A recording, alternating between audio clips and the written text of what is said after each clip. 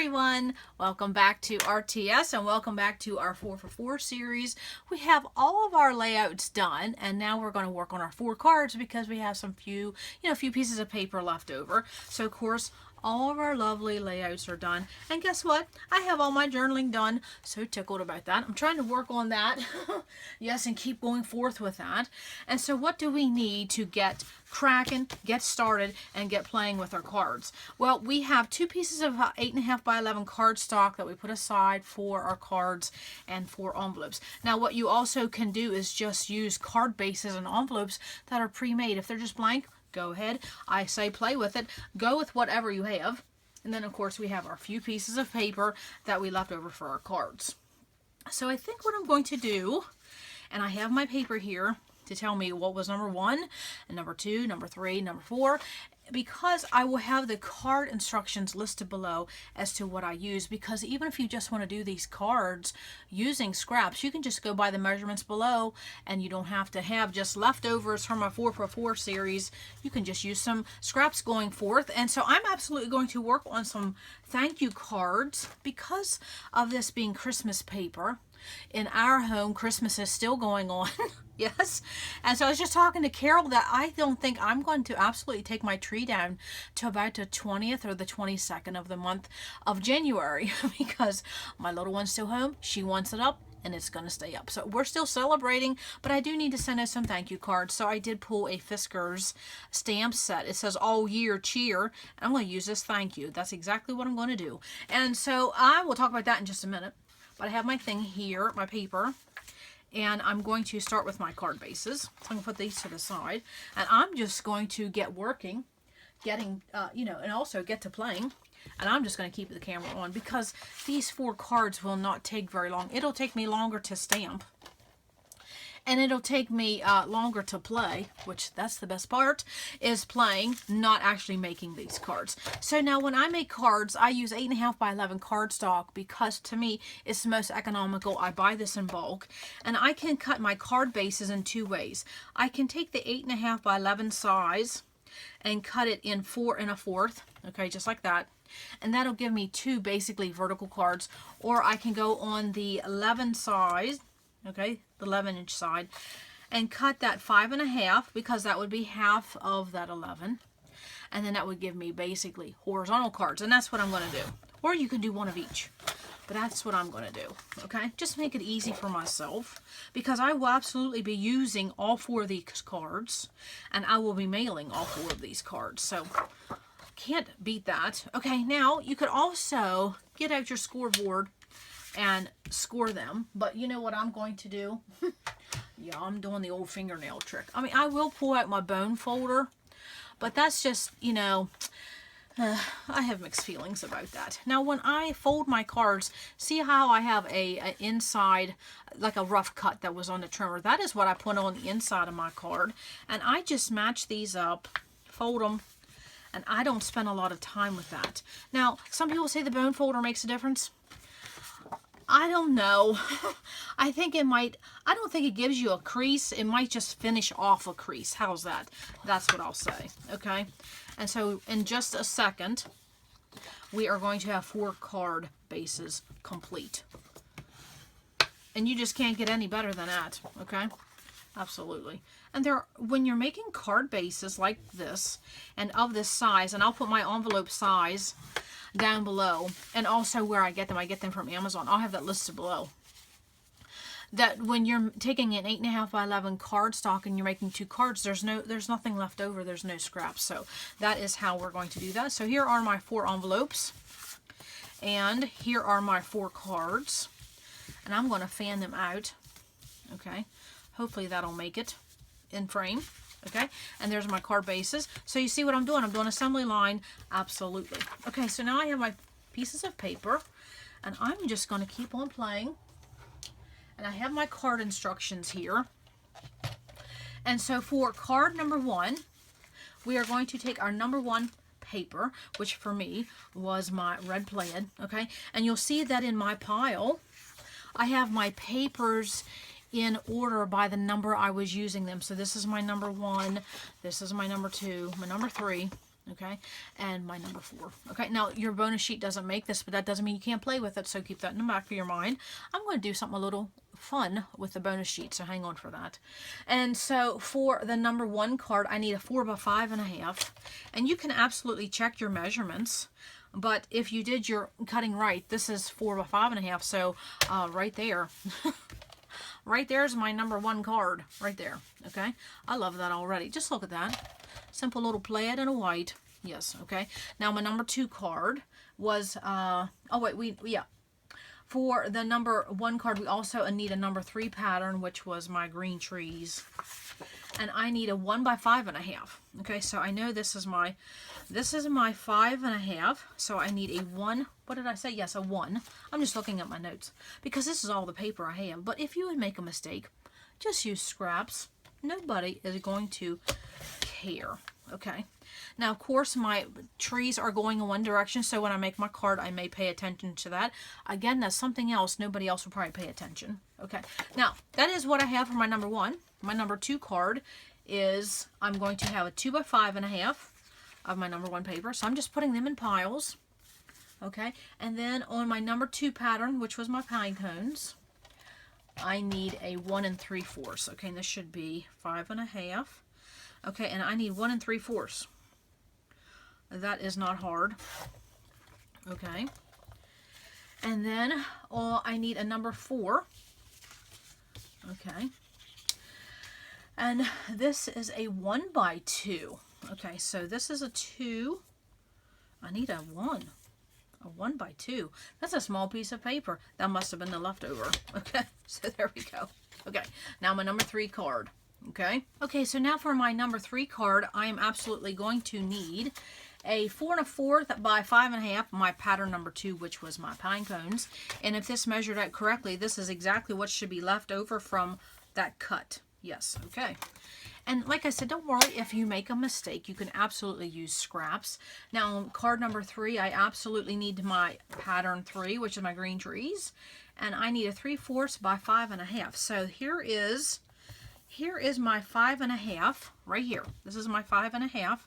So I'm going to cut a 3/4 piece of paper off of that. Okay. 3/4. Okay. And then I am going to have my pattern number 4, a 5.5. Okay. And this is 2 inches. Okay. So there is card number 3. Okay. Now, look at that already. 3 cards. This is going to go quick. This is the fun part of it. Okay, and then of course for my number 3 pattern, I need a 4 1/4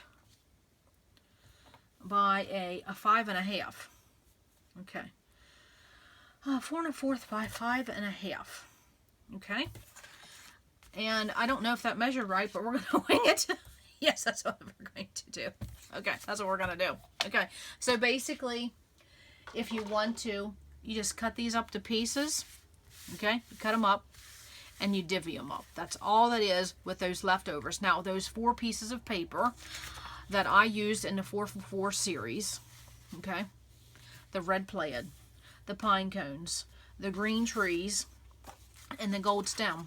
That's all of it. Every single. Now, if you had some leftovers, you can bring them forth, but that was 4 pieces of paper that we started with our kit, and there they are divvied up to make 4 cards. Okay, so what I'm simply going to do now is I'm going to get out my stamp press, and I thought I had it laying here. Okay, and I'm going to just stamp 4 of these thank you, and I'm just going to do it in black because I think that goes right with it. Or you could use alphas, you could use thickers, whatever you want to do. I'm just going to stamp because I just want to pay more attention to stamping this year, and also to have some fun. So I'm just going to use that. I'm going to stamp that with a piece of scrap. I already have a piece of scrap here, and actually, you know what I could use? I could use some of this I had left over from my kit that I was used for matting. I didn't do all that. And so I'm going to stamp on that. Okay. Now, when you're doing something like this and you're stamping, with a stamp press, you don't have to worry about making mistakes because you can correct them. But you also could stamp a few extra and then just put them in a sandwich bag, have them near your supplies, and then you already have thank you sentiments already stamped. So you could do that. I may do that. Okay, so that is what I'm going to do. I am going to stamp those. I'm going to do my bases, and then I'm going to play. And what am I going to play with? Well, what I'm going to play with is everything that was in my kit. I have border stickers, okay, and then I had washi, okay, look at this, beautiful, beautiful, and then I also had trimmings. Now, I don't think I'm going to get into ribbon, and I'll tell you why, is because I'm going to actually be mailing these cards. So I have to be mindful not to get too lump and bump. But I definitely can play with some colors and play with some foil, things like that. But as far as adding brads and ribbons and enamel dots, I don't even do that on a card that I'm mailing. So I got to keep that in mind. Okay, so hold on, and I will come back with 4 finished thank you cards using our papers in our 4for4 series. Okay, hold on. Okay, so I am back with my 4 finished cards, and I simply just took those papers that I had divvied up and just played with them and laid them in different designs. And so I have 2 vertical cards and 2 horizontal as far as the design. And then I simply, the only thing I added was I took some sequins because I figured, you know, hey, I have a whole bag, so I think it's thrown in the trash. Not that big of a deal. And I also added a couple of tags on 2 of these. But then something I did to each one of the cards is I added some washi to each one. And of course you can see I used different washi. I put washi here. On my second card I added washi here. My third card, my pine trees was going upside down. So I just put washi over top of it. No one's the wiser. And then on my 4th card, I put some washi. And of course, on 2 of these, I put washi on cardstock. And just love how it turned out. And then I just absolutely took this stamp and just used some of that white cardstock I had in my 4for4 kit, and I just stamped my sentiments on that. Very, very simple, very, very quick, because I'm not going to spend a lot of time on something that may end in the trash. Let's just be honest. And so that's all I did. I just added a couple tags, added some washi, and then I had 3 little bits and bobs. And this was one of them. I don't know if you can see it, but it's pine cone that was a little left over. I have a little half circle here and a little half circle here. Can't even really make them out, but I wanted to just include them because they already lay in here and they were leftovers. So all I had left over on all 4 pieces of those papers that I played with, that I made 4 layouts and 4 cards, this is what I had left over. This little piece right here. Love how that happened. Okay, so that is all I did with my cards. I just adhered them down. I gave them all a border and added a couple tags, couple sequins, and that was it. I didn't put a lot of time into it, but I certainly want to make sure that I send them. And then another thing I did, since I already had my stamp set out, as I did something a little extra, and it's not going to cost me anything extra to mail these, because as we know, in a couple weeks, postage for mailing our cards is going to go up 5 cents. Ooh, yeah, I know. And then also too, just mailing things is going to go up. It's just crazy. So what I did was, on each back of my cards, I took this other sentiment that just said a simple, small little thanks, and I added that to the back of the card. Or, you know, to the back of the envelope for my card. That's all I did. And then the other thing that I always suggest is that you initial your card and give it a little bit of something. I always put a little bit of heart or a cross, something like that. And I did that to the back of each one of my cards. Just put my initial and a little heart. And so that is my 4 cards. Now, let's talk about something, because this is something that we talk a lot. And after you finish this series, you think about it a lot, okay? And it is truly how far 4 pieces of paper can truly go, or really in essence just how far 1 piece of 12 by 12 paper can go. And so let's talk about this red plaid for a minute. So because that was the first piece I picked, that was my favorite piece of all. So let's see where this red plaid landed and how many projects it landed on. So this was layout 1, and of course right there is a 6 by 12. It was right there. Love that. I love that red plaid, yes. And so it landed on layout 1. It landed on layout 2, okay, with a little bit of extra, okay. And then layout 3, it did not make it on. And layout 4, it landed there. Okay, so that was 3 layouts, and then 2 cards. Okay, that's amazing. 1 12 by 12 piece of paper landed on 3 layouts and 2 cards. Now let's look at another piece of paper, and that would be that gold, the gold foil leaf, stem, whatever you want to call it. Let's see how many layouts and cards it landed on.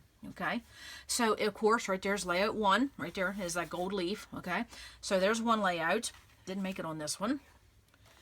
It made it on this one. So there's 2 layouts, 3 layouts, and let's see, 3 cards. 3 layouts and 3 cards for that gold leaf stem. That was, I mean, it's amazing.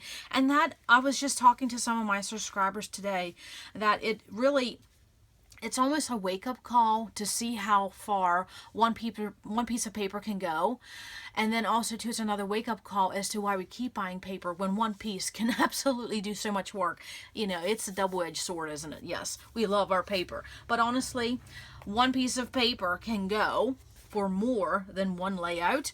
It can go for several layouts and several cards. Love how that happens. Okay, so those are my cards.